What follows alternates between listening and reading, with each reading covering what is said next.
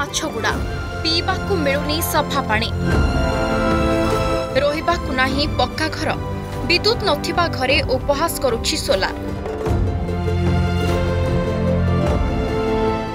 मौलिक समस्या भितरे पेशी हुई बंचिबाकू संघर्ष करुछंती माछगुड़ावासी। नालपानी भरसारे माछगुड़ा थरे देखंतु ए चित्र को गोलिया पानी पलटिछि पीवा पानी।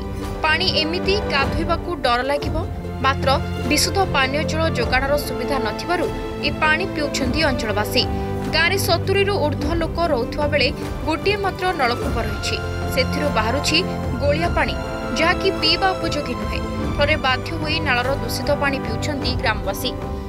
24 वर्ष होला सरकार आम खाई सुविधा करे ना एतर नुआ सरकार आम सुविधा करछि कि ना कि वोट मिलला बेला आइबा वोट सारी गाले न पाचार हमर गांव सुविधा हम खाई जंगल जमी फाटा मिले ना कि कोन बोरिंग ना कि खाई करेंट मिसा ना कितिदा आसे ना यार कोन सर अमन बाड़ी गोर मिसा ना करेंट फरेंट किछि नांती मते अछि तीनटा पुओ चंते पाठ साठ पढाइबा को अंधार होछि सर पाठ साठ पढाइबा को अंधार होछि एबे जते किरासिन आनबा पई गले भी किरासिन मिले नै सर सेंते जाउ जाउ नै केबे अंधार भितरे भी आमी रहउछि।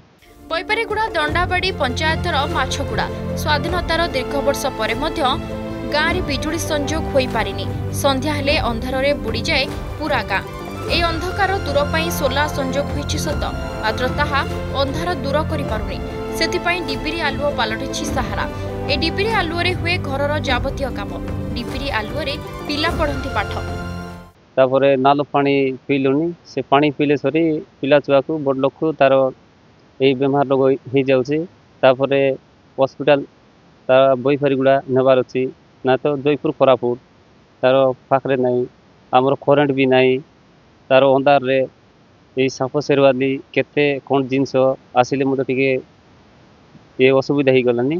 तापरे करेंट पे कोइ छगे नै अभियोग जानि करेंट पाई निकी सर तार बैफारीगुड़ा करेंट ऑफिस रे केते दिन गलु तापरे आ तोर लेखि कि दियो बोला मते लेखि कि देलु से माने होबो आका बोलसंती वोट दला बेले हमर गाँ रे खाइटा बोली कहिबाई सबु बेले जाई कर तमर गाँ एंती कर देबु सेंती करि देबु बोरिंग आन देबु कुआं आन देबु रास्ता आन देबु करेंट आन देबु बोली कहिलाइछि ना हमर गाँ रे काई कु नाई बोरिंग नाई किछि नाई बेसी असुविधा। 24 वर्ष होला सरकार ठकला 24 वर्ष होइला हमर गाँ रे हमर छात्रा छात्री वन जंगल मारलाई सेतकी बेले ओनी आमे जाई करी आसी ताकर फबुआरी बुढ़ा बुढ़ी गालु एबे जाको हमके पानी के बेसी असुविधा।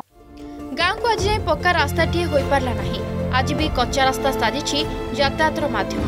सेबळे गाँवर एही चित्र प्रमाणित करुछि आवास र वास्तवता। जुआडे चाहिबो कच्चा खपर घर काहा काहा भाग्य रे ताहा भी नाही। फले झुपुड़ी घरे रहुछंती गरीब हिताधिकारी। दुर्गमर असहाय गाँ ना अछि विद्युत ना पीवाकू मिलुछि पानी नाही नाही रे बितुछि दुर्गमवासीଙ୍କ जीवन। बैपारीगुड़ारू वीरकिशोर शर्मा रिपोर्ट अर्गस न्यूज।